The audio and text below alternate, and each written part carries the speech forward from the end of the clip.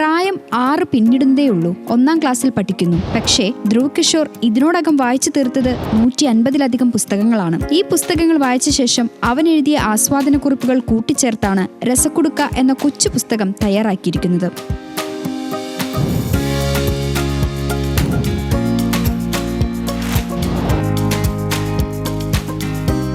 ചെറിയ പ്രായത്തിൽ തന്നെ പരന്ന വായനാശീലം കുട്ടിക്കുണ്ടെന്ന് മനസ്സിലാക്കിയ ക്ലാസ് ടീച്ചർ KS അശ്വതിയാണ് രസക്കുടുക്ക എന്ന പുസ്തകത്തിന് പിന്നിൽ പ്രവർത്തിച്ചത്.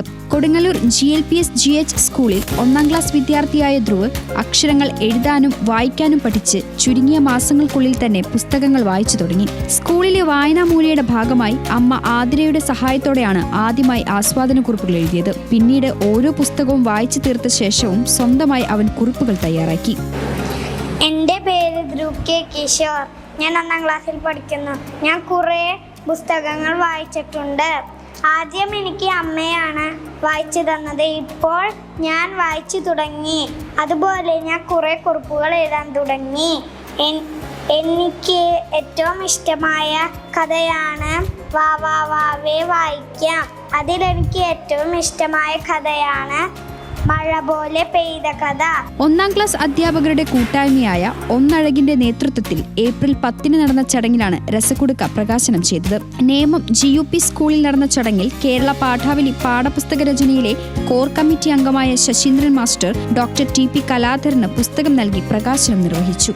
ഇന്ന് എത്തുന്ന കുട്ടികൾ വളരെ അപൂർവമാണ് എന്ന് നമുക്കറിയാം. മറ്റ് കാര്യങ്ങളിലേക്ക് ഭ്രമിച്ചു പോകാതെ, പ്രത്യേകിച്ച് ലഹരി പോലെയുള്ള വസ്തുക്കളിലേക്ക് പോകാതെ വായനയുടെ ലഹരിയിലേക്ക് എത്തിയിരിക്കുന്ന ഈ കൊച്ചു എല്ലാ കുട്ടികൾക്കും ഒരു പ്രചോദനമാകട്ടെ എന്ന് ആശംസിക്കുന്നു.